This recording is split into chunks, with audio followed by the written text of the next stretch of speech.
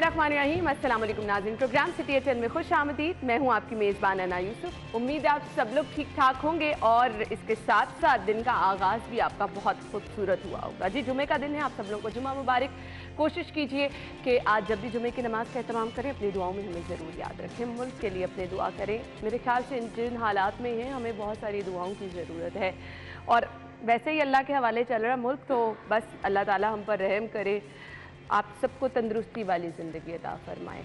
सो आज के शो का हम बाकायदा आगाज़ कर लेते हैं, ख़बरें भी शामिल करेंगे, हमारे मेहमान भी आगे चल के हमें ज्वाइन करेंगे। लेकिन आपको पता है जी, हम आगाज़ करते हैं, हमारा पहला सेगमेंट होता है एक दिन एक नेकी।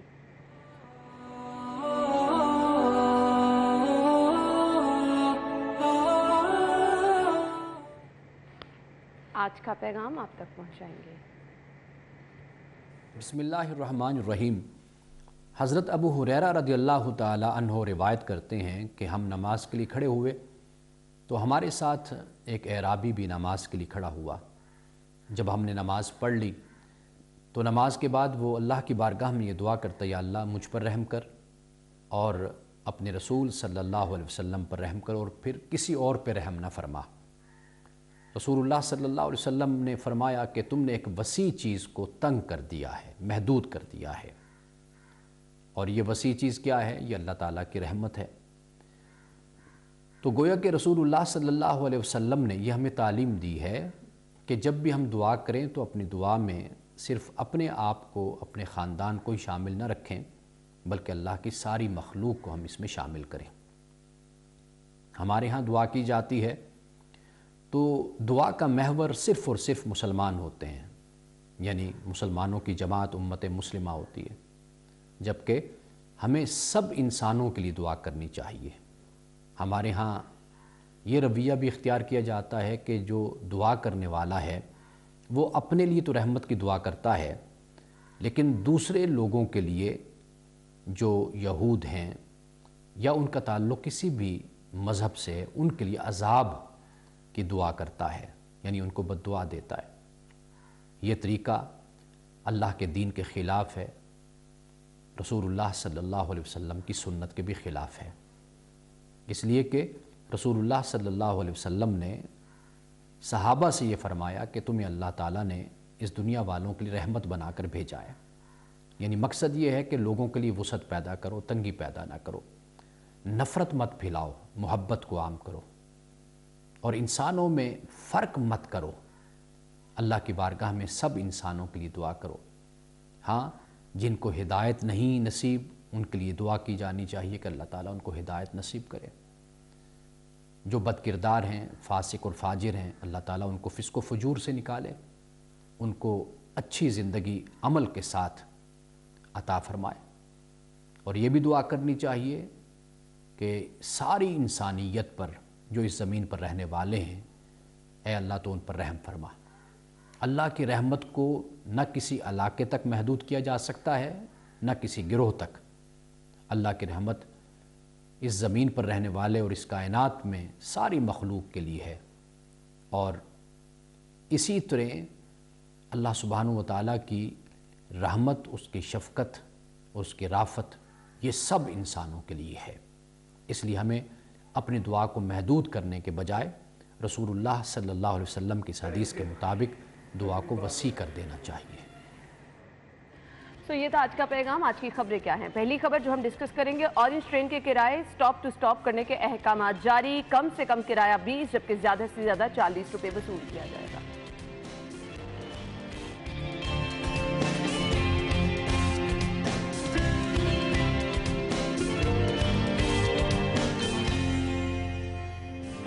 शेख ज़ैद अस्पताल में लिवर के बाद किडनी ट्रांसप्लांट भी नाकामी से दो चार। भाई की जिंदगी बचाने आई बहन जाम बहक।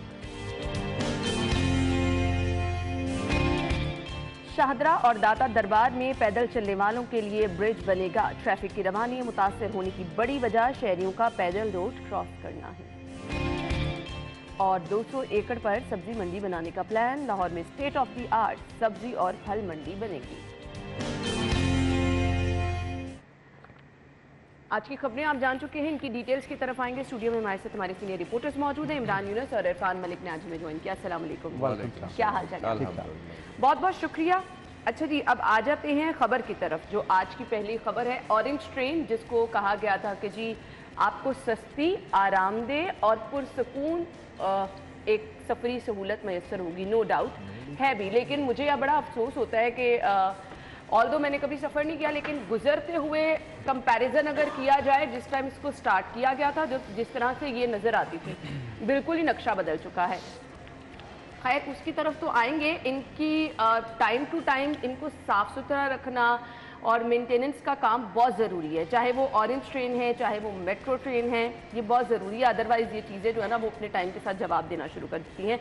स्टेशन नंबर 1 से 4 तक का किराया 20, स्टेशन नंबर 4 से 8 तक का किराया 25, स्टेशन नंबर 8 से 12 तक का किराया 30 और स्टेशन नंबर 12 से 16 तक का किराया 35 रुपये होगा।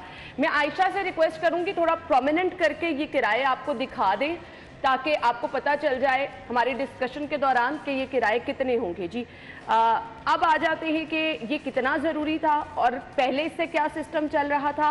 वो जो शहरियों को सहूलत मिल रही थी, क्या वो ख़त्म हो जाएगी? क्या महंगाई के तनासुब से ये ठीक फैसला किया गया है? क्योंकि हर जगह तो महंगाई हो रही है। सो इमरान भाई कैसे देखते हैं इस फैसले को? देखिए जी, मेरे ख्याल से ये अवाम के साथ ज़्यादती है और आगे मैं ये भी कहूँगा कि पंजाब हुकूमत जो है वो इस प्रोजेक्ट की मद में बदला ले रही है। इसमें मैं बाद में बात करूँगा। पहले अवाम के साथ जो ज़्यादती हो रही है वो तो ये हो रही है कि पहले आपने लाहौर शहर में जितनी भी सरकारी गाड़ियाँ या सरकारी रूट्स थे वो आपने बंद कर दिए, पब्लिक ट्रांसपोर्ट जो है वो ख़त्म कर दी।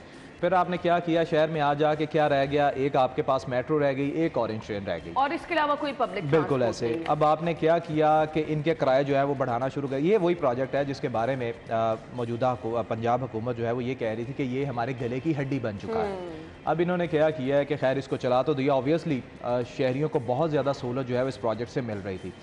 अब ये ऑब्वियसली ये लाइन इनको जो लॉस जो है वो बहुत हो रहा है इस प्रोजेक्ट में, ये गवर्नमेंट भी कई बार कह चुकी है, लेकिन इसको पूरा करने के जो इनको लॉस हो रहा है उसको किसी और तरीके से भी जो है वो पूरा किया जा सकता था। मेरे ख्याल के इनके मुशीर जो है, मैं तो हैरान होता हूँ उनकी सोच पे कि उन्हें आज आके अवाम की जेबों से ही पैसा निकालना क्यों याद आता है। मुझे तो डर है कि हुकूमत जो है किसी दिन ये ना कर ले कि हर इदारे के बाहर अपने लोग खड़े कर देगी और बैंक के बाहर लोग खड़े कर देगी कि अगर लोग पैसे लेकर निकलते हैं तो उनसे वहीं पे टैक्स जो है ना वो लाओ निकाल दो।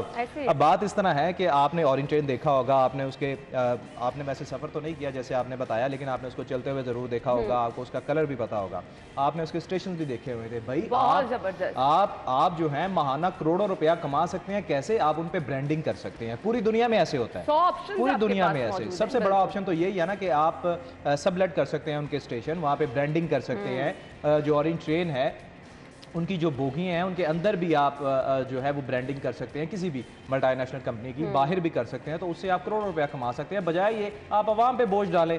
अब देखें ना कि पहले कह रहे थे कि जी हम किराया नहीं बढ़ाएंगे, आवाम को सहूलत देंगे, अब आहिस्ता आहिस्ता स्लोली इसका किराया बढ़ा है। अब ये देखिएगा मजीद ये किराए जो है वो बढ़ेंगे, यानी इसका आगाज अभी तो हुआ है। जी इमरान, इरफान ना, इसमें किराए इसके जो हैं वो बढ़ते रहते हैं और इसमें ये मैं समझता हूँ कि महंगाई के तनासुब से इसको चलें बढ़ाया तो जा रहा है, लेकिन इसके साथ साथ आपको जैसे बात की इमरान ने कि इससे पहले आपने पब्लिक ट्रांसपोर्ट ख़त्म की, ये बहुत बड़ा इशू था कि अगर आपने ऑरेंज लाइन ट्रेन चलानी है, अगर आपने मेट्रो बस चलानी है, तो इसके साथ जो ये पूरा सिस्टम था एक, वो सिस्टम ये था कि आपने इन बसों पे जहाँ पे एक और मेट्रो बस थी वहीं पे ऑरेंज ट्रेन, और उसके साथ साथ आपने इसके जो पैरेलल रूट्स थे उनके ऊपर भी आपने पब्लिक ट्रांसपोर्ट जो है उसको चलाना था। वो आपको याद होगा, वो स्पीडो बसें यहाँ पे आई भी थी, लेकिन वो अब आपको बहुत कम, जो किसी शायद तो बिल्कुल भी नहीं नजर आ रही, बिल्कुल भी नजर नहीं आ रही। एलटीसी की कुछ बसें और वो भी इतनी बुरी हालत में हैं। वो बसें अगर होती तो उसमें ये सिस्टम था कि एक कार्ड आपने उसको, अगर आपने उसको रिचार्ज करवा लिया है तो वो आपका मेट्रो बस पे भी चलना था, वो कार्ड आपका ऑरेंज लाइन ट्रेन के ऊपर भी चलना था, और वही आपका जो पैरेलल रूट्स थे स्पीडो बसेस उनके ऊपर भी चलना था। आपने स्पीडो बसेस ख़त्म कर दी। अब इस पे कहा जा रहा है कि इसके लॉसेस जो हैं वो पूरे नहीं हो रहे, इस वजह से ये इकदाम करने पड़ रहे हैं। लॉसेस कैसे पूरे होंगे जब आपने लोगों को फैसिलिटेट करने की बजाय लोगों को मुश्किलात का सामना है। अब देखिए कि जो बुज़ुर्ग हैं या माजूर हैं उनके लिए आपने वहाँ पे उसके ऊपर जाने के लिए इंतज़ाम तो एक्सीलेटर लगाए हैं, लेकिन वो भी बंद पड़े रह गए। और यही वजह है कि लोग इतने मुश्किल से ऊपर जाने से बेहतर समझते हैं कि हम जो है किसी और मुतबादिल बस, वैन ऐसे ही है, रिक्शा बिल्कुल। या लोग अपनी गाड़ियां या मोटरसाइकिलें, आप देखिए कि लाहौर में ये पब्लिक ट्रांसपोर्ट ना होने की वजह से कितना बर्डन बढ़ रहा है। जो प्राइवेट गाड़ियां हैं, लोगों ने अपनी गाड़ियां यूज़ करनी शुरू की, अपनी बाइक शुरू ट्रैफिक का करनी इशू शुरू आज की। स्मॉग में फिर इतनी ज्यादा है कि यही आपका वजह शहर है, नंबर यही वन वजह पे है कि आपके पास आपके ट्रैफिक जो है आपके से कंट्रोल नहीं हो रही। जब आपके पास और इरफान, शहर में ये आपको भी पता होगा कि मोटरसाइकिल रिक्शा और जो दूसरा रिक्शा है उसके बढ़ने की, उनकी तादाद बढ़ने की वजह भी यही वजह है ना कि आपने वहाँ पे पैरेलल और एक्सीडेंट भी ज़्यादा होते हैं। रूट थे उनको आपने बंद कर दिया। अच्छा, जब तक उनको नहीं इरफान, शुरू ये सब करेंगे। चीजें एक साइड पर, ये क्या सब वो सियासी निशाना बनाया जा रहा है, सियासी इंतकामी कोई कार्रवाई है कि जी आपका प्रोजेक्ट नहीं है तो बस, कि वाकई ये वक्त की ज़रूरत है? अना, ये वक्त की ज़रूरत भी है कि इसमें आपको मज़ीद बसें ऐड करें, लेकिन जो बात आपने की कि इसको सियासी निशाना, क्योंकि ये देखिए ये प्रोजेक्ट शुरू किया गया था मुस्लिम लीग नून की तरफ से। अब जब ये गवर्नमेंट आई तो उसने जो अपनी गवर्नमेंट के 2 साल थे तो इसको तो उन्होंने टच ही नहीं किया। 80% जो काम इसका मुकम्मल हो चुका था, 20% काम इसका मुकम्मल करना था, उसके लिए 2 साल लिए गए। 2 साल बाद अगर वो उसको शुरू किया, आपने लोन लिया हुआ है चाइना से, उसकी आपने किस्तें देनी है, वो मामला आपने उसको पैसे रिफ़ंड करने हैं, वो तमाम तर जो नुकसान हुआ ये आवाम के टैक्स के पैसों का हुआ। वहाँ पे अगर आपको मज़ीद उसमें जो प्लेंटीज़ देनी पड़ेंगी, अगर आप किस्तें नहीं देंगे तो प्लेंटी जो पड़ेगी वो भी आवाम के पैसों से ही जाएगी। लेकिन क्योंकि ये पंजाब गवर्नमेंट जब आई, इसमें उस्मान बुज़दार साहब ने बड़ा अहम किरदार अदा किया इस ऑरेंज लाइन ट्रेन को तबाह करने में, और उन्हीं की वजह से ये प्रोजेक्ट जो है वो कामयाब ना हुआ। और जब इस पे स्पीडो बसें चल रही थी तो वो भी इन्हीं के दौर में बंद कर दी गई थी। वो प्रोजेक्ट अगर इसको मुकम्मल तौर पे जो पूरा एक्टिव किया जाए तो मैं समझता हूँ कि जहाँ पे लाहौर की ट्रैफिक कम होगी, स्मोक के इश्यूज़ कम होंगे, लोगों को फैसिलिटी जो है वो ज़्यादा से ज़्यादा मिलेगी, और लोग अपनी प्राइवेट बाइक्स, अपनी प्राइवेट गाड़ियाँ, उसका इस्तेमाल कम से कम करेंगे। पूरी दुनिया के अंदर आप देखें कि लोग जो हैं वो जो पब्लिक ट्रांसपोर्ट है उसका ज़्यादा से ज़्यादा इस्तेमाल करते हैं, क्योंकि वो सस्ती भी होती है और उसके साथ साथ, और सबसे बड़ा इशू है आपकी ट्रैफिक से जान छूटती है। ट्रैफिक इसका तो लहदा से रूट होता है और फिर आप अच्छी सफरी सहूलत आरामदेह आपको हासिल होती है, लेकिन हमारे यहाँ माजरत के साथ इसको ज़्यादा देर ना तो आरामदेह रहने दिया जाता है, ना तो ज़्यादा देर सस्ते रहने दिया जाता है। मैं पर्सनली अपने दफ्तर के बहुत सारे लोगों को जानती हूँ जो मेट्रो और ऑरेंज ट्रेन में सफ़र करके दफ्तर पहुँचते हैं, लेकिन जब उन्हें 1-2 रिक्शे चेंज करके मेट्रो या ऑरेंज में बैठना पड़ता है, वहाँ से फिर स्टॉप पे उतर के दोबारा दफ्तर के लिए रिक्शा पकड़ना पड़ता है। कहने को ये किराए मामूली इजाफा किया जाता है, लेकिन वो शख्स इसने दफ्तर आना भी है, दफ्तर वापस अपने घर भी जाना है, उसके बजट पे अच्छा खासा असर पड़ जाता है, क्योंकि उसने रिक्शे के किराए भी देने हैं, उसने इस बस का किराया जो कि ज़्यादा हो गया वो भी भरने हैं। तो फिर लोग कहाँ जाएं? वो फिर सहूलत नहीं, ये चीज़ें फिर जहमत बनना शुरू कर जाती हैं, और पीछे जब वजह पता चलती है जी आपके अपने सियासी मकासद हैं। सो आवाम की सहूलत कौन देगा, कब देगा, सभी इसके मुंतज़िर हैं। ब्रेक के बाद आपको ज्वाइन करेंगे, हमारे साथ ही रहिएगा।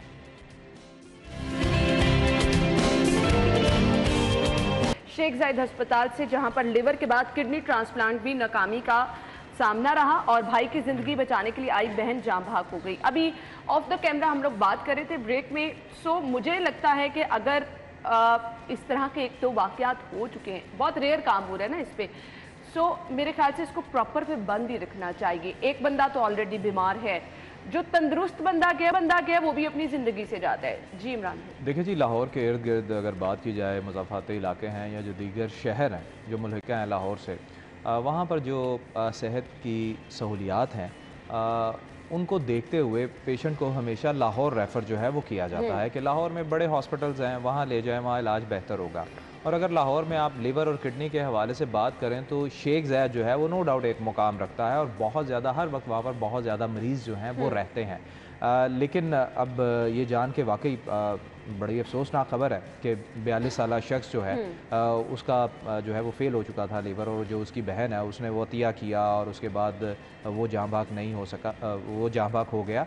और ये दूसरा वाक़या है, इससे पहले जो है वो लीवर जो है वो ऑपरेशन फेल हुआ था, किडनी जो है उसका ऑपरेशन जो है वो नाकाम हुआ है। और ज़ायचोई साहब ने इस खबर में जिस तरह बताया है कि जितना बड़ा नाम है इस हॉस्पिटल का, उतने बड़े डॉक्टर्स जो हैं वो वहाँ पर नहीं हैं, वो फुकदान है। तो ये मेरे ख्याल से हुकूमत के लिए लम्हा फिक्रिया है। रिस्पॉन्सिबिलिटी किसकी है? ये मेरे ख्याल से ऑलमोस्ट हमें इसके लिए जी अस्पताल इंतज़ामिया का करे, महकमा सेहत, या फिर हुकूमत इसकी जिम्मेदार है। अल्लाह ताला रहम करे, सबकी ज़िंदगियों को महफूज बनाए। लेकिन जिस किसी को भी ये तकलीफ़ है, कोई भी तकलीफ़ हो, हर कोई इलाज के लिए दौड़ता है। फिर आपके पास इलाज की ये ऑप्शन है, आपको कहीं ना कहीं ज़िंदगी की उम्मीद नज़र आ रही हो, तो फिर रिस्क लेने के लिए हर कोई तैयार रहता है कि शायद उसको ज़िंदगी मिल जाए। लेकिन सबसे पहले यहाँ पर डॉक्टर्स की फरामी मेरे ख्याल से बहुत ज़रूरी है। उसके बाद अगर आप इस तरह के ऑपरेशन, अदरवाइज इसको बंद रखा जाए ताकि कोई कीमती ज़िंदगी उसका ज़िया ना हो। अगली खबर की तरफ आ जाते हैं। शाहदरा और दाता दरबार में पैदल चलने वालों के लिए ब्रिज बनेगा। ट्रैफिक की रवानी मुतासर होने की बड़ी वजह शहरियों का पैदल रोड क्रॉस करना है। अच्छा जी, ब्रिज बन जाए। बहुत सारी जगहों पर ब्रिज बने हुए देखे हैं शहरी न्यूज़ का इस्तेमाल करते। इरफान, जेल रोड की हमारे सामने बहुत बड़ी मिसाल है। आप पीक आवर्स में चले जाए, ट्रैफिक स्टक है, बीच में से लोग गुजर रहे हैं, ब्रिज का इस्तेमाल नहीं कर रहे। ना, ये बात बिल्कुल ठीक है कि हम लोग जो रोड सेंस है इसमें जो है बुरी तरह हम दोनों चीजें देखनी चाहिए ना। हम लोगों रोड सेंस को है नहीं, हमें ना कोसते तो रहते। हमें पता है कि रोड के ऊपर गाड़ी कैसे चलानी है, हाँ। ना हमें पता है कि हमने रोड को क्रॉस कैसे करना है। क्योंकि इसकी एक बड़ा फॉल्ट हमारा ये है कि ना हमारे पास फुटपाथ है, ना हमने लोगों को कभी ऐसे एजुकेट करने की कोशिश की है।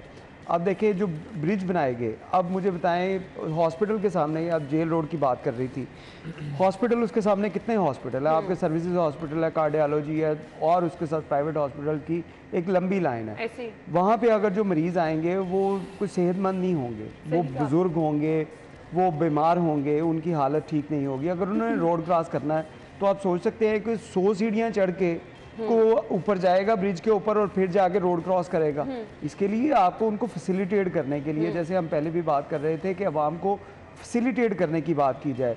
ये ना हो कि अवाम से आप टैक्स के पैसे लेते रहें, आप उनको निचोड़ते रहें और उनको कोई आगे से फैसिलिटी ना दें। अब जितने भी लाहौर के अंदर आप ब्रिज की बात कर रहे हैं, जो पेडेस्ट्रियन ब्रिज हैं, उसके अंदर हालात यही हैं कि लोग उसको ज़्यादातर इस्तेमाल नहीं करते। जहाँ पे लोग इस्तेमाल करते हैं वहाँ पे उनकी वजह से हादसात के अंदर कमी भी आती है। आपने सर्विसेज हॉस्पिटल की, जेल रोड की बात की। जेल रोड पे क्योंकि इन्होंने डिवाइडर जो था उसके अंदर 6-6 फीट के बैरियर्स लगा दिए ताकि लोग जो है उसको क्रॉस ना करें। उन बैरियर्स के अंदर जो रॉड लगे हुए हैं उनको तोड़कर, क्योंकि वहाँ पे निशेई आए, उन्होंने वो अपने लोहे के बैरियर निकाल लिए, लोगों ने उनमें से रास्ता बनाकर गुजरना शुरू कर दिया। बिल्कुल सही बजाय कि अपनी जान की हिफाजत खुद भी करें लोग जो है वो भी, आवाम जो है, आवाम भी इसके ऊपर नहीं आती। जो है ना, रोड सेंस, आपने किस तरह से ट्रैवल करना है, किस तरह से आपने वो जेब्रा क्रॉसिंग, हमने अपने कोर्स में ये सब चीज़ें पढ़ी हैं। मेरे ख्याल से ये चीज़ें आपको दोबारा से कोर्स का हिस्सा सिलेबस का हिस्सा होनी चाहिए। और ये इसके ऊपर बड़ी बात भी हुई थी कि जो स्कूल के बच्चे हैं हम इनको एजुकेट करें, क्योंकि ये अगर एजुकेट होंगे तो इन्होंने ही बाद में जो एक बेहतरीन ड्राइवर बनना है, उन्होंने मुस्तकबिल उन्हीं का है।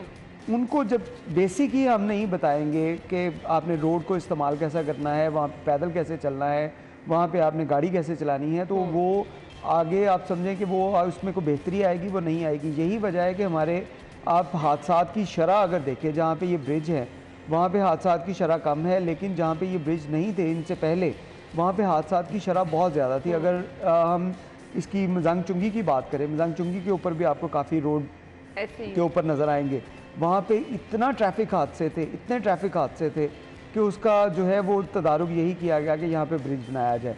अब जो ये शाहदरा और इसके लिए बनाया जा रहे हैं, तजवीज़ दी गई है, अभी पता नहीं बनाए जाते हैं या नहीं, तजवीज़ यही दी गई है कि जो दाता दरबार है, क्योंकि यहाँ पे आप देखें कि हज़ारों नहीं लाखों की तादाद में लोग जो हैं वो आते हैं, जो कि उसमें दाता दरबार सलाम करने के लिए, जो गाड़ी से उतरेंगे उन्होंने अपनी गाड़ी पार करनी है या बस रिक्शे से उतरना है, तो उन्होंने दाता दरबार की जानिब जब आना है तो उनको पैदल ही वो रोड जो है वो क्रॉस करेंगे। अच्छा, यहाँ पे बहुत सारे ज़ायरीन क्योंकि दूसरे शहरों से भी आते हैं, बसों में, रिक्शों पर, तो मेरे ख्याल से इमरान भाई ये बहुत सहूलत हो जाएगी। जी बिल्कुल, देखिए जी, शाहदरा और दाता दरबार जिन एरियाज़ की बात की गई है, जो ट्रैफिक पुलिस अच्छा, की और जानिब से ये मेंशन वो किया गया है, एरियाज हैं कि हम तो पीक आवर्स की बात करते हैं ना, मैं तो जिस टाइम भी जिस वक्त मर्जी जाए वहाँ पे आप।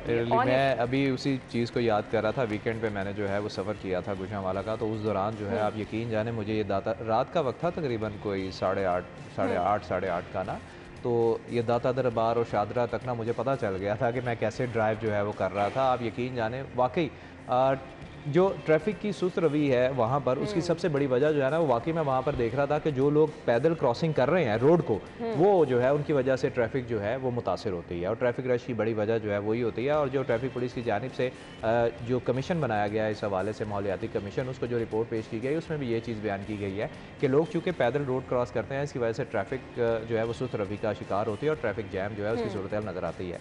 मेरे ख्याल से ये मसला जो है ये सिर्फ शादरा और दाता दरबार का नहीं है। मेरे ख्याल के मुताबिक लाहौर की हर शाहराह जो है वो बिजी हो चुकी है, लोग जो हैं उसको इस्तेमाल करते हैं, पैदल क्रॉस करते हैं ना, वहाँ पर ओवरहेड ब्रिजेस की जो है वो अशद ज़रूरत है। इसके साथ साथ अब नो डाउट जिस तरह इरफान ने बात की कि ओवरहेड ब्रिजेस जो है वो भी बन जाते हैं, लेकिन लोगों की आदात जो है वो वैसी नहीं है।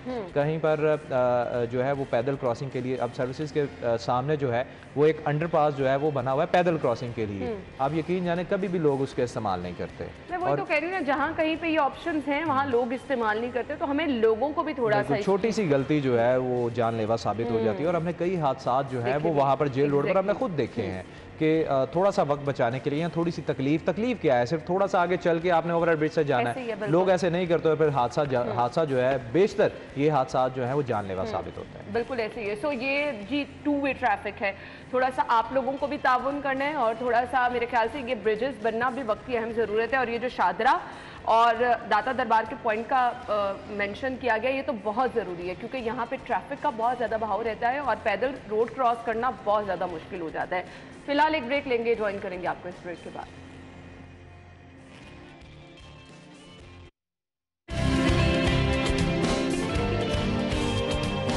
अंडे ऑलरेडी बहुत ज़्यादा महंगे हो गए हैं और अब जैसे जैसे मौसम चेंज होगा, ये सस्ता प्रोटीन जिसको हम कहते हैं, हमेशा ही होता है कि सीज़न जब कोई आता है तो माफिया जो है वो रेट बढ़ा देता है।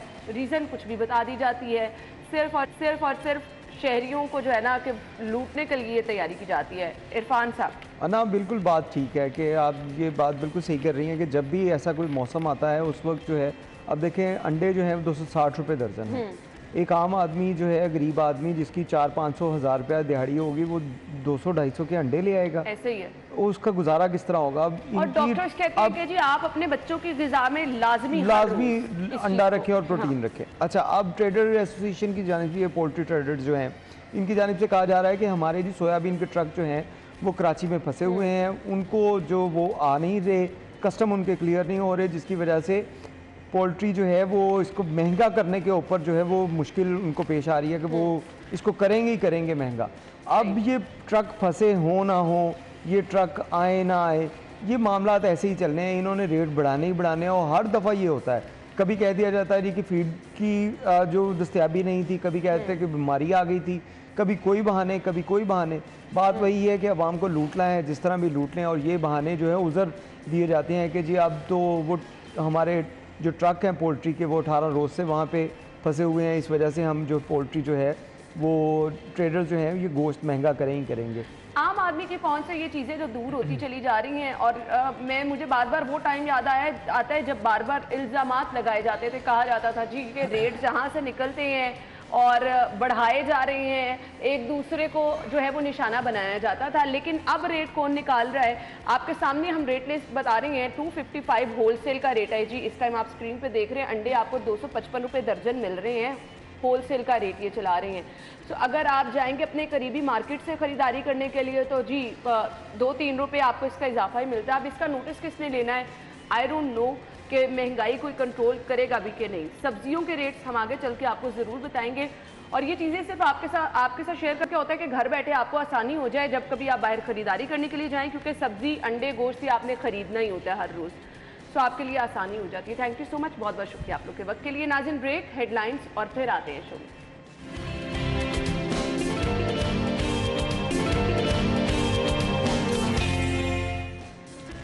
खुश आमदीद आपको एक बार फिर से कहेंगे। प्रोग्राम के इस हिस्से में जी हम बहुत ही अहम टॉपिक पे बात करने वाले हैं। आप सभी लोग जानते हैं कि शहर लाहौर जो है वो फैलता चला जा रहा है। सो बड़े शहर के बड़े मसाइल भी होते हैं। आपको, हमें, आम शहरियों को जो बाहर निकलते हैं बहुत सारे मसाइल का सामना करना पड़ता है, जिनमें अक्सर आप बड़े बड़े मसाइल हैं, ट्रैफिक के हैं, तजावुज़ात है, फिर हमेशा से आपको जी अब एक नया मसला जो हम देख रहे हैं कि जी ट्रैफिक और ये धुएं और स्मॉग, ये तमाम चीज़ें जो हैं इस तरफ इशारा दे रही हैं कि अब शहर को मज़ीद इन्हांस करने की ज़रूरत है, कुछ नया करने की ज़रूरत है। तो नया शहर बसाने का प्लान 1949 से इस पर बातचीत की जा रही है, लेकिन अब इसकी तरफ एक कदम उठा लिया गया है। लाहौर के दरियाए रावी के इर्द गिर्द इंटरनेशनल लेवल की आबादकारी का फैसला किया गया है। बहुत ज़बरदस्त ये प्लान है।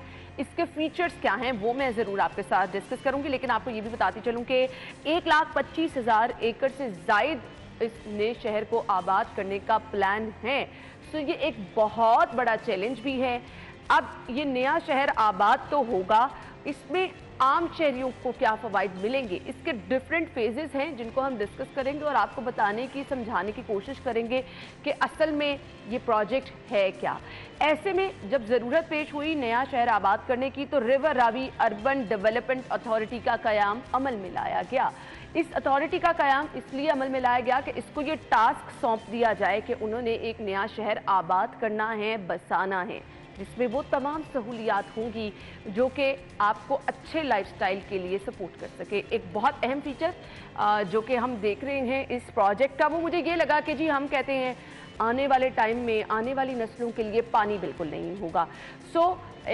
इस प्रोजेक्ट में एक बहुत ज़बरदस्त ये चीज़ है कि जी वो रावी का पानी जो कि हम देखते हैं बह जाता था, उसको सेफ किया जाएगा, ज़ेरे ज़मीन वो पानी स्टोर हो जाएगा और आपके लिए आने वाले टाइम में ये भी प्रॉब्लम नहीं रहेगी कि जी पानी नहीं है। कुछ बहुत ज़बरदस्त इसके फीचर्स हैं जो कि हम आगे चल के आपके साथ डिस्कस करेंगे। हमारे गेस्ट जो कि हमें ज्वाइन कर चुके हैं, तारुफ कराना चाहूँगी, मोहसिन अतीक साहब ने हमें ज्वाइन किया है, डायरेक्टर हाइड्रोलॉजी रूडा हैं। अपने गेस्ट को वेलकम करेंगे। अस्सलाम वालेकुम जी, क्या हाल चाल है आपके? थैंक यू सो मच, बहुत बहुत शुक्रिया। सबसे पहले तो आई मस्ट से कि ये बहुत ज़बरदस्त प्रोजेक्ट्स हैं जो मैंने इसके फीचर्स देखे हैं, क्यों ज़रूरत महसूस हुई, इसकी बेसिक आइडिया क्या था इसके बिहाइंड? देखें, सबसे पहले तो लाहौर की आप तारीख देखें, दुनिया के जितने भी बड़े शहर हैं किसी ना किसी वाटर बॉडी के करीब होते हैं। वो चाहे नाइल के करीब हों, अमेरिका के बड़े शहर हैं, दुनिया के जितने बड़े शहर हैं वो हमेशा किसी वाटर बॉडी के करीब होते हैं। इसी तरह लाहौर शहर भी रावी के इर्द गिर्द बसा। हमारी जो पुरानी तारीख़ी विरसे हैं, ओल्ड सिटी ऑफ लाहौर है, वर्ल्ड सिटी जिसको हम हेरिटेज कहते हैं जी बिल्कुल, ये हमारे फिर जहांगीर का मकबरा है, कामरान की बारादरिया, ये सब दरियाए रावी के किनारे थे। ऐसे ही सिंतास मुआहदे के तहत दरियाए रावी इंडिया के पास चला गया और 2001 में उनका एक बहुत बड़ा डैम ऑपरेशनल हो गया। उसके बाद से रावी में जो फ़्लो है वो हमारा 75% कम हो गया। ठीक, अब जो इतना कम हो गया पानी, तो रावी से जो ज़ेरे ज़मीन पानी सीपेज के थ्रू लाहौर शहर को मिलता था वो आहिस्ता आहिस्ता मादूम होता जा रहा है, जिसके बाद हम देखते हैं कि हर साल 1 मीटर पानी हमारा कम होता जा रहा है।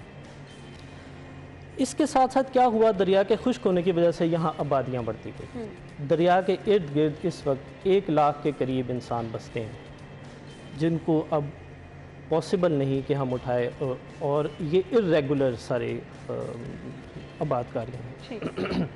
बहरहाल ये यहाँ बसते हैं, इनको यहाँ हमने बसाना है, इनको तहफ़्फ़ुज़ भी देना है। सैलाब का ख़तरा उसी तरह बरकरार है। अभी हमने देखा कि इस साल कितने सैलाब भी आए, कितने इंसान जान से हाथ धो बैठे। तो ज़रूरत इस चीज़ की है कि हम इन आबादियों को तहफ़्फ़ुज़ भी दें और दरियाए रावी को भी बहाल करें। लिहाजा रूडा ने मंसूबा बनाया कि इसको चैनलाइज़ किया जाए, रिवर की डेप्थ बढ़ाई जाए ताकि हमारी सीपेज इंक्रीज़ हो, और इसके साथ साथ लाहौर शहर के जो मसाइल हैं उनको ख़त्म करने के लिए और मुस्तकबिल में मज़ीद आबादियों को एडजस्ट करने के लिए नया शहर भी बसाया गया। तो ये बेसिक आइडिया था। अब इसके फीचर्स मुझे कुछ बता दें। इसके 3 फेजेस हैं। आगाज़ कैसे हुआ, इन डिफरेंट फेजेस पे भी रोशनी डालिएगा। सबसे पहले सफ़ायर बे, मुझे इसके फीचर्स बता दीजिए। जी, सफ़ायर बे में हमारे पास लोकल कंसोर्शियम एक है जो कि इन्वेस्टर्स की फॉर्म में हमारे पास आए हैं। हम कर इस तरह से रहे हैं कि साथ साथ हमारा दरिया की चैनलाइजेशन का काम शुरू हो जाएगा, और जो जो इलाके हमारे सैलाब से महफूज होते जाएंगे वहाँ वहाँ हम आबादकारी की इजाज़त देते जाएंगे। जिसमें से पहला हमारा था सफ़ायर बे, जो कि अपस्ट्रीम साइड पे है, दरिया के ऊपर वाली साइड पे है। वहाँ पे हमने एक एडवर्टिजमेंट के ज़रिए, कम्पिटिटिव बिडिंग के ज़रिए हम इन्वेस्टर को लेके आए। वो एक रूडा पे इत्मीनान था कि कई कंसोर्शियम हमारे पास आए, उन्होंने बिड किया और जो विनिंग बिड थी उनको हमने मौका दिया कि वो यहाँ पे आबादी निकला। साथ साथ हमारा काम यानी रूडा अपनी इन्वेस्टमेंट कर रहा है, जिसमें दरिया का काम मैंने बता दिया। इसके अलावा हम इंशाल्लाह मुस्तकबिल में सड़कों का काम भी शुरू कर रहे हैं। दरिया के साथ जो भी हमारी आबादियाँ बनेंगी उनको लाहौर शहर के इम्पोर्टेंट जो हमारी बड़ी सड़कें हैं, रिंग रोड है और अहम सड़कें हैं, उनसे लिंक करने का भी हमारा मंसूबा है। तो ये हम स्टार्टिंग यहाँ से। अच्छा, हमें इसके फीचर्स में ये भी बड़ी इंटरेस्टिंग चीज़ लगी है कि आपने जो इंडस्ट्रियल एरिया है उसको एज इट इज़ रखा। इसका क्या मकसद है? देखिए, इंडस्ट्री लाहौर शहर में अब समा नहीं पा रही थी, तो इंडस्ट्रियल जो हमारा एक तबका था वो आहिस्ता आहिस्ता शहर से बाहर होता गया। ज़्यादातर हमारा इंडस्ट्रियल एरिया महमूद बूटी, लखोडे, इसके इर्द गिर्द हमारा आबाद हो गया। आप अगर कुछ आपके पास पुरानी सैटेलाइट इमेजेस हों तो आपको नज़र आएगा कि 15-20 साल में बहुत ज़्यादा इनमें इंक्रीज़ हुआ है। सही। अब एक हमारे पास तरीका ये था कि हम इनको ख़त्म करें और अपना नया मास्टर प्लान बनाएं। इंडस्ट्री हमारे मुल्क को एक बहुत बड़ी हमारे मुल्क की रिक्वायरमेंट है, ये हमारे इकॉनमी की बैकबोन है इंडस्ट्री। सही। इनको ख़त्म करना, इनको रीलोकेट करना वो एक बहुत बड़ी प्रॉब्लम होती है। इंडस्ट्रियल जो पर्सन है वो एक स्टेबिलिटी मांगता है। तो हम इनको ना सिर्फ अपने मास्टर प्लान में एडजस्ट करें बल्कि इनको अच्छा इंफ्रास्ट्रक्चर भी दे रहे हैं कि ये इंटरनेशनल स्टैंडर्ड्स को मीट करें ताकि इनके एक्सपोर्ट भी इंक्रीज़ हो। बिल्कुल सही, बहुत अच्छी चीज़ है ये भी। सो नेक्स्ट जो फेज़ है जिसको मंसूबे को नाम दिया गया है चहार बाग मंसूबा, उसके बारे में बता दीजिएगा। जी, चहार बाग मंसूबा फिर रूडा ने अपना एक मंसूबा शुरू किया। सफ़ायर बे तो जिस तरह मैंने बताया एक प्राइवेट कंसोर्शियम है, इसी तरह चहार बाग हमारा अपना मंसूबा है।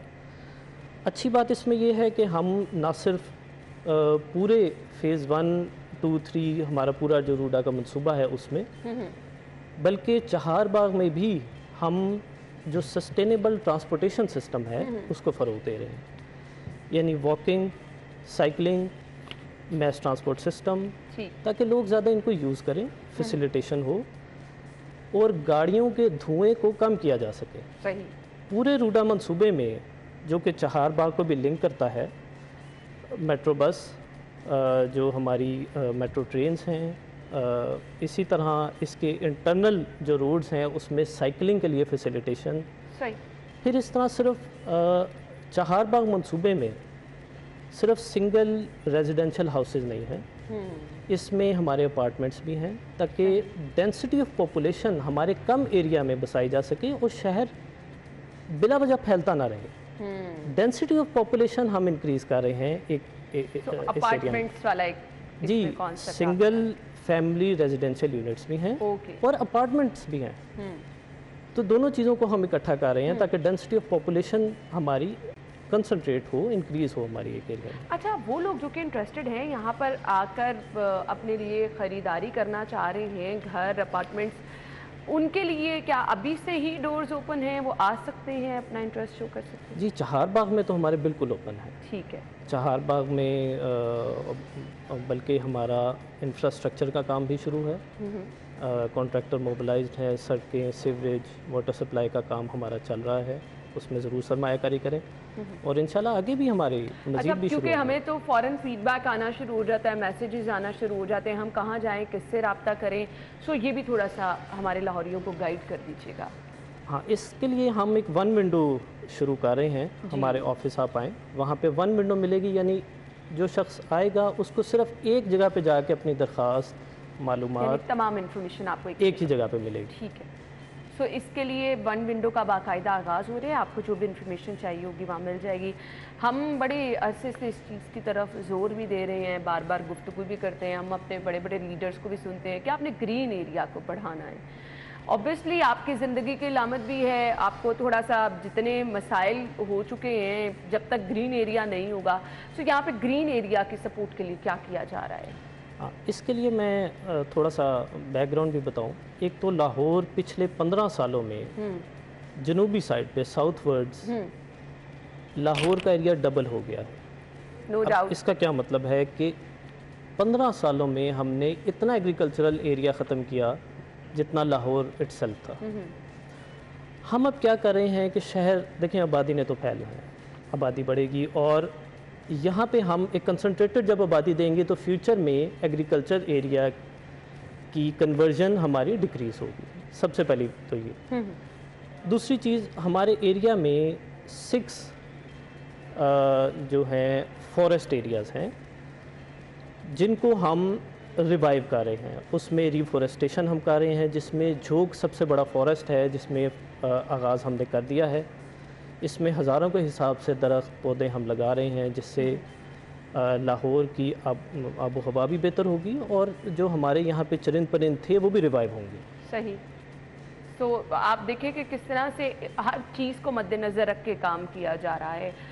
बिजनेस के मौके किस तरह से लोगों को मिल सकेंगे, इसके लिए क्या प्लान है आपका? इसको तो हमने शुरू से ही कैटर किया। इंडस्ट्रियल एरिया, जैसे कि हमने बताया कि इंडस्ट्रियल एरिया में एक अच्छी खासी हमारी इकॉनमी जनरेट हो रही है, जिसमें एक मज़दूर तबका भी काम करता है, इंडस्ट्रियलिस्ट भी है, कई लोगों के स्टेक्स हैं, तो उनको हम एक तो हमने उनको कायम रखा, फिर हमने मज़ीद उस इंडस्ट्रियल एरिया को आगे बढ़ाया। सही।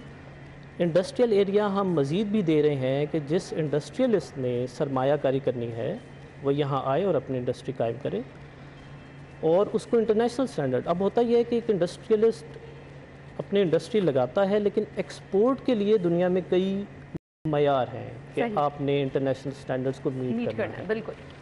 हम उनको वो इंटरनेशनल स्टैंडर्ड्स मीट करा के दे रहे हैं, वी आर फैसिलिटेटिंग दैम। तो जब एक्सपोर्ट बढ़ेगी तो रोज़गार के मौके भी होंगे। एग्जैक्टली। फिर इसी तरह कंस्ट्रक्शन इंडस्ट्री है, जिसके साथ हमारे कई रोज़गार लिंक हैं और कई पीछे इंडस्ट्रीज़ लिंक्ड हैं कंस्ट्रक्शन के साथ। तो जब यहाँ पे दरिया का काम है, ट्रंक इंफ्रास्ट्रक्चर है, फिर आगे जो आबादकारी होनी है उसमें हमारे कितने रोज़गार के मौके हैं, तो ये सारे हमारे इंशाल्लाह एक ड्राइवर ऑफ इकोनॉमी बनेगा इस पूरे खत्ते के लिए। ज़बरदस्त है जी ये भी। अच्छा जी, वेस्ट वाटर ट्रीटमेंट प्लांट के बारे में बताइएगा। बहुत मैंने कहा ना, हमारे लिए मसाइल आगे हमें बहुत नज़र आ रहे हैं कि आने वाली नस्लें हमारी सर्वाइव कैसे करेंगी। बिजली भी अगर महंगी हो जाएगी, गैस भी नायाब हो जाएगी, और फिर अगर इसी तरह से पानी का ज़िया होता रहा, ज़ेरे ज़मीन पानी भी नहीं होगा। लेकिन इस प्रोजेक्ट में पानी को सेव करने के लिए बहुत ज़बरदस्त इंतज़ाम किया गया है, उस पर भी रोशनी डाल दीजिएगा। जी, लाहौर का इस वक्त जो सारा वेस्ट वाटर है वो अनट्रीटेड दरिया में जा रहा है। हमारे पास पीछे से मछलियाँ भी आती हैं और यहाँ महमूद बूटी, शादरा, फिर उसके नीचे जहाँ जहाँ वेस्ट वाटर दरिया में जाता है फिर वो मछली ख़त्म हो जाती है। आप अभी उससे ऊपर जाएं तो बाज़ुकात नज़र आता है मछेरे कोई कुंडी डाल के बैठे हैं मछली पकड़ने के लिए, तो वो नीचे सारी ख़त्म हो जाती है।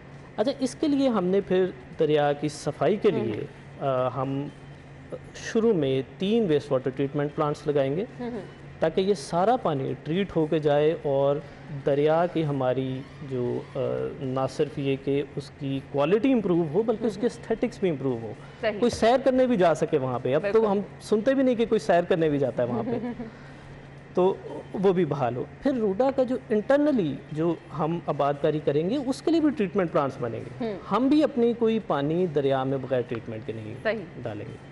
तो ये पूरा हमारे मास्टर प्लान का पार्ट है। अच्छा जी, हम कहीं भी किसी शहर जाने का प्लान करते हैं ना, तो हम कहते हैं अच्छा फलां जगह पे वो नज़ारा बड़ा देखने वाला था। खूबसूरती किसी शहर की अट्रैक्शन में बहुत मैटर करती है। सो अट्रैक्शन गेन करने के लिए, खूबसूरत बनाने के लिए ऑब्वियसली प्लान तो होगा कि लोग यहाँ आएँ और हैरान हो जाए कि नया शहर आबाद हुआ तो बहुत ज़बरदस्त है। इसके लिए क्या प्लान है? हाँ, इसमें 2 तरह की खूबसूरती होती है। कुछ लोग नेचुरल खूबसूरती को पसंद करते हैं, जिसमें मैंने बताया दरिया है, फॉरेस्ट हैं। एक्चुअली नेचर लवर हमारे बहुत ज़्यादा होते हैं, तो नेचर को मलहूज़े खातिर रखा है। और यहाँ से हमने नेचर देखना होता है तो हमें इस्लामाबाद, मरी, वहाँ जाना पड़ता है। बड़ों से आप पूछें तो ये दरिया एक लाइव रिवर था, लोग बोटिंग करने आते थे, लोग पिकनिक करने आते थे, मछलियाँ पकड़ने आते थे। अच्छा, अब हम इस तरह से इसको कर रहे हैं कि मैंने बताया कि जंगलात की बहाली का काम तो हमने शुरू कर दिया है। तो यहाँ पे तो जिसने कुछ खुली फ़िज़ा को एंजॉय करना है, कुछ वॉकिंग जॉगिंग जो इर्द गिर्द के लोग हैं वो तो रोज़ वहाँ पे जा सकते हैं। अभी तो वहाँ पे बिल्कुल एक बंजर एरिया था, इवन हमारे जंगलात बंजर पड़े हुए थे जो कि हम रिवाइव कर रहे हैं। अच्छा, इसके अलावा जब हम दरिया को बहाल करेंगे तो ये एक पूरी झील बनेगी जिसके दोनों तरफ यानी फ़ेज़ 1 में अगर मैं आपको बताऊं तो 15 किलोमीटर एक तरफ, 15 किलोमीटर दूसरी तरफ एक पूरा रिक्रिएशनल एरिया होगा जहाँ पे आप फैमिली के साथ पिकनिक, वॉकिंग, जॉगिंग, बोटिंग आप उसके लिए आ सकें। ज़बरदस्त। तो ये वाटर, ग्रीनरी, तो ये एक आपके लिए हो गए। दूसरा, कुछ लोग पसंद करते हैं कि जिद्दत हो, हाँ, मॉडर्न आपको बिल्डिंग्स नज़र आ रही हों, तो ये तो पूरा शहर ही उस थीम पे है। तो जिसने अगर इस मकसद के लिए मनाजिर आपको बाहर के मुमालिक में नजर आते हैं वो आपको यहाँ पे इंशाल्लाह देखने को मिलेंगे। इतना ज़बरदस्त ये प्रोजेक्ट है, इसके फीचर्स इतने ज़बरदस्त हैं। सो हम जो लाहौर में एक शहर की तस्वीर देख चुके हैं कि ट्रैफिक अनकंट्रोल, बहाव उसका जितने मर्जी हमने देख लिया, रोड्स की कुशादगी हो गई, अंडरपास बन गए, वो इशू है, कंट्रोल होने पे नहीं आ रहा। फिर जिसका जहाँ दिल कर रहा है जो मर्जी कर रहा है, तजावुजात हैं, पार्किंग का किसी को कोई आइडिया ही नहीं है। इन तमाम मसाइल से ये नया शहर वाला तर होगा जी इंशाल्लाह। सबसे इम्पॉर्टेंट चीज़ होती है अगर आपने ट्रैफिक कंट्रोल करनी है तो मैस ट्रांसपोर्ट सिस्टम आपका शुरू से हो। बिल्कुल आपने सही कहा। बसों के लिए आपके शहरियों को भी आदत हो जाती है ना शुरू से ही, आपने इस चीज़ को अगर फॉलो किया तो। और अगर आपके बस स्टॉप्स हों जो कि साए में हो तो लोग आएंगे भी। एक बंदे ने पैदल आना है तो पहले ही उसके लिए सायादार जगह हो, कॉरिडोर उसके लिए मुख्तस हो जहाँ तजावुजात ना हो, तो वो पैदल चल के भी उस बस स्टॉप तक आएगा। बिल्कुल। फिर फ्रीक्वेंटली आपकी बसें आ रही हों, उसको धूप में 10-15 मिनट खड़ा ना होना पड़े, तो वो उसके लिए और फैसिलिटेशन हो। तो ये सब चीज़ें शुरू से ही प्लानिंग का पार्ट है। तो इंशाल्लाह इसकी इम्प्लीमेंटेशन से हमारे ट्रैफिक के मसाइल कम से कम होंगे और बल्कि माहौलियात में भी बिल्कुल आपने सही कहा। मुझे एक चीज़ और सिर्फ पूछनी है, फिर मुझे बाइंड अप की तरफ जाना है। किसी भी शहर में जब भी कोई आबाद होने के लिए जा रहा होता है तो देखा जाता है वहाँ सेहत सहूलियात अच्छी हैं, वहाँ उनके बच्चों के लिए तालीम के लिए स्कूल, कॉलेजेस, यूनिवर्सिटीज़ अच्छी होंगी। सेकेंडली एक बहुत अहम चीज़ ये होती है कि जी आपको हर चीज़ आपके डोर स्टेप पे अवेलेबल हो। आजकल लोग वैसे ही शॉपिंग के बड़े, तो हर चीज़ लोग कहते हैं आपको वहाँ पर मिल जाए। सो इन चीज़ों को भी इस शहर का हिस्सा बनाया जा रहा है। डेफिनेटली बनाया जा रहा है। इसके लिए कई इंटरनेशनल हमारे पास इवन यूनिवर्सिटीज़ भी थी कि अब हमने अपने कैंपसेस यहाँ पे खोलने हैं, जिसके लिए हम एरियाज़ वगैरह देख रहे हैं। इसके अलावा जो हॉस्पिटल्स वगैरह हैं उसके लिए भी हम जगह मुख्तस कर रहे हैं कि वहाँ पे हमारे इंटरनेशनल लेवल के हों। तो ये सब चीज़ें शुरू से हमारे अंडर कंसिडरेशन हैं। सो ये अब नया शहर आपके लिए जो है अब ये तामीर के मराहिल में है, आबादकारी के मराहिल में है और नो डाउट ये वक्त की अहम ज़रूरत भी है। सो गुड लक आपको कहना चाहेंगे और हम लाहौरियों को भी कहना चाहेंगे कि मेरे ख्याल से जिस चीज़ का हम बहुत देर से इंतज़ार कर रहे थे अब वो टाइम आ रहा है। सो आपको ज़रूर इस मौके से फ़ायदा भी उठाना है। थैंक यू सो मच, बहुत बहुत शुक्रिया आपके वक्त के लिए। नाज़रीन ब्रेक होगी, ज्वाइन करेंगे आपको।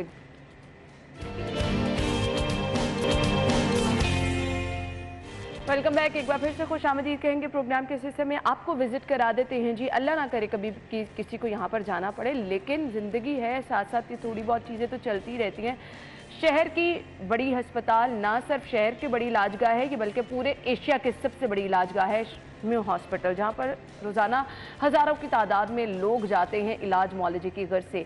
इस बड़े हस्पताल, बड़ी इलाजगाह में, जिसको एशिया की सबसे बड़ी इलाजगाह कहा जाता है, कितना बड़ा इलाज मिल रहा है आप जान लें, वहाँ के लोगों से सुन लें, हम कुछ नहीं कह रहे। जी बिल्कुल है ना, इस वक्त मैं लाहौर नहीं बल्कि एशिया की सबसे बड़ी इलाजगाह के बाहर मौजूद हूँ। आज हम देखेंगे क्या जो एशिया की सबसे बड़ी इलाजगाह मेयो अस्पताल में जो फैसिलिटीज़ पेशेंट को दी जा रही हैं, क्या वो इंटरनेशनल स्टैंडर्ड के बराबर हैं या नहीं है।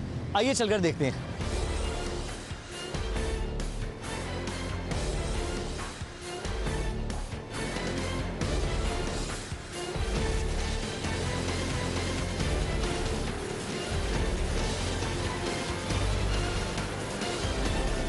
मेयो हॉस्पिटल की सबसे बड़ी एमरजेंसी है और फर्स्ट जो इनिशियल ट्रीटमेंट है किसी भी पेशेंट को वो एमरजेंसी में दिया जाता है। कोई भी मरीज़ है वो अस्पताल में सबसे पहले एमरजेंसी में लाया जाता है, जहाँ पर डॉक्टर्स को कैटर करते हैं और अगर उसको मज़ीद किसी भी इलाज की ज़रूरत है तो उसको वार्ड्स में भेज दिया जाता है। लेकिन ये मेरे बाहर के मनाजिर देख सकते हैं कि एक पेशेंट को ड्रिप लगी हुई है और ये आप एशिया के सबसे बड़े जो इलाज गया उसके बाहर के मनाजिर देख सकते हैं कि एक मरीज़ की हालत ख़राब है और वो ड्रिप लगी हुई है और वो बाहर यहाँ पर इस वक्त ज़ेरे इलाज है। हम इनकी वालदा हैं, उनसे बात करते हैं। मुझे ये बताएं, ये सबसे आप वालदा हैं, मुझे ये बताएं ये आपका क्या लगता है और क्या मसला है? मेरा प्रेम है। हाँ जी। और इसको हुआ क्या है, किस तरह है यहाँ पे? इन्होंने मैदे की दर्द है। मैदे की दर्द है। और अब इसकी तबीयत कैसी है, डॉक्टरों ने क्या कहा है? उन्होंने कुछ भी नहीं कहने का 2 दिन रखो, जो ठीक हो गया नहीं तो फिर लाया नहीं। आप मुझे बताएं आपका यहाँ पे पेशेंट क्या है और किस तरह की फैसिलिटीज़ आप बताएंगे? सर मेरी वालदा को शुगर थी, शुक्रवार से लाए गया, ऑपरेशन हुआ था। इस वक्त मैं 10,000 की तकरीबन मेडिसिन वगैरह इस टाइम मैं बाहरों लेके आया हूँ, अपने पैसों को लेके आया हूँ 600 रुपये उधर कड़ीवाड़ के। रात इतने ऑपरेशन होया तकरीबन 6-7 हज़ार दी चीज़ा असी रात मुकम्मल सारिया बाहरों लैके आए हैं। ठीक है, आ पर्चियाँ मेरे कोल ने सारिया, ये देखो आ सारियाँ पर्चियाँ तो बाहरों गड़ियाँ दवाइयाँ आई हैं। बिल्कुल है ना, आप देख सकती हैं कि जिस तरह ये एक शॉकिंग किस्म के इंकशाफात हैं कि अस्पतालों सरकारियों के ये दावे हैं कि हुकूमत की जानिब से तमाम जो चीज़ें वो फ्री ऑफ कॉस्ट मिल रही हैं। ये पेशेंट मुझे बता रहा है कि मैं 10,000 की दवाइयाँ बाहर से खरीद कर लाया हूँ। सारियाँ पर्चियाँ देखो, आ सारियाँ पर्चियाँ गड़ियाँ बताया इन्होंने, अस्पताल ने क्या कहा? उन्होंने क्या भी दवाइयाँ आ ही नहीं दी, असी की करिए मैं कहा साढ़े को पिछों आनी तो असी देवांगे। आ सारा लैके आ पर्चियाँ सारे सामने आ हूँ फिर तुहाडे हत्थ विच मौजूद मैं लैके आया 6-7 हज़ार की राती लैके आए हैं, हुण भी लैके आए, सुबह 2 लाख के 3-4 केड़ी भी चीज़ लिख के दे दे बाहर से ले आओ जा। कैसी फैसिलिटीज़ मिल रही हैं यहाँ पे? सर हम सुबह से 8 बजे से आए, नेगेटिव फ़ोन चाहिए, उनके पास पड़ा हुआ है ब्लड बैंक के पास, सुबह से नहीं दे रहे, कोई भी नहीं दे रहे, हमारे किसी ख़ानदान के किसी रिश्तेदार का भी नहीं है। माँ जी बताएं आपको क्या हुआ है, इलाज यहाँ पर आपको मिल रहा है? बता नहीं रहे, दवाइयाँ नहीं दे रहे मुझे और ये कहते हैं ये स्टिक शुगर की बाहर से ले आओ, सुइयाँ बाहर से ले आओ और ये जो बर्नोला ये 250 का को भी इलाज नहीं मिल रहा। सो क्या कहा जा सकता है जी? इसके बाद सिर्फ एक चुप्पी है। अपना बहुत सारा ख्याल रखिएगा, कल मुलाकात होगी। अल्लाह हाफिज़।